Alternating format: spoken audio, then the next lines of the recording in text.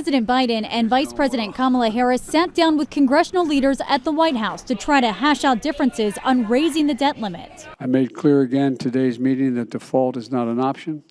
America pays its debts, pays its bills. The leaders are honing in on possible areas of agreement, including permitting changes for domestic energy projects and claiming back some unspent federal COVID relief money. We're a long way apart, but what changed in this meeting was the president has now selected two people from his administration to directly negotiate with us.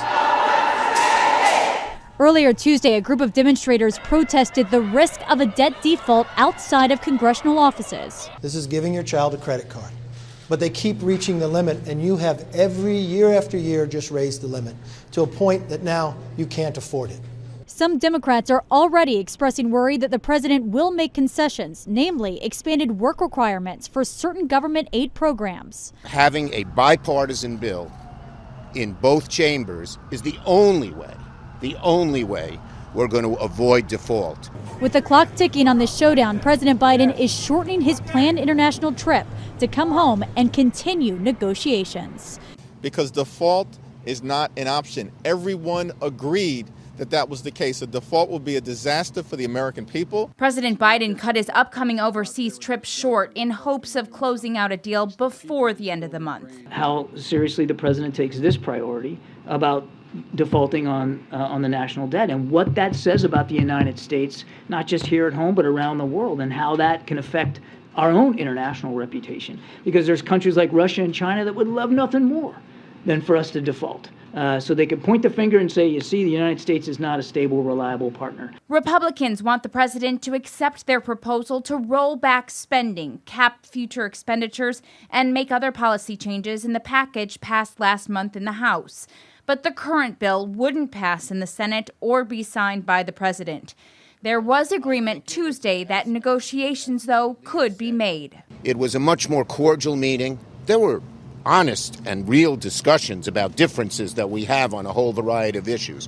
But it was all respectful, and that was a good sign as well. Especially with the help from other negotiators. Just finally, as the speaker has pointed out, the president's agreed to designate somebody to be the lead. Before I begin, I just finished because the press will want to hear this before they hear me say anything, and it's just to keep them quiet from me. I'm only kidding. But we just finished another good, productive meeting with our congressional leadership about a path forward to make sure that America does not default on its debt for the first time in history.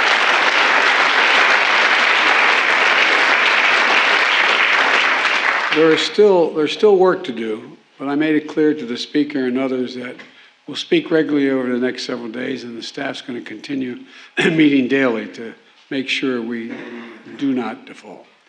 I'm scheduled to travel tomorrow to the G7 summit in Japan, and America's role in the world is vital, especially right now as we work together with other countries to support Ukraine and take on all the challenges that demand international cooperation, from tackling climate change to strengthening the global economy. And the nature of the presidency is addressing many of the critical matters all at once. So I'm confident we're going to continue to make progress toward avoiding default and fulfilling America's responsibility as a leader on the world stage. However, I'm cutting my trip short. I'm postponing the Australia portion of the trip and my stop in Papua New Guinea in order to be back for the final negotiations with congressional leaders. And I spoke today with Prime Minister Albanese of Australia and a short time ago and let him know what was going on. There was an overwhelming consensus, I think, in today's meeting, the congressional leaders, that defaulting on the debt is simply not an option. Our economy would fall into recession. It would devastate retirement accounts, increase borrowing costs, and according to Moody's, nearly 8 million Americans would lose their jobs and our international reputation would be damaged in the extreme if we were to let that happen. It's disappointing that our discussions in the congressional Republicans have not been willing to discuss raising revenues, but the policy differences between the parties should not stop Congress from avoiding default. I made clear again today's meeting that default is not an option. America pays its debts, pays its bills, and there will be plenty of time to debate the policy differences. But the country we've never defaulted on our debt, and we never will.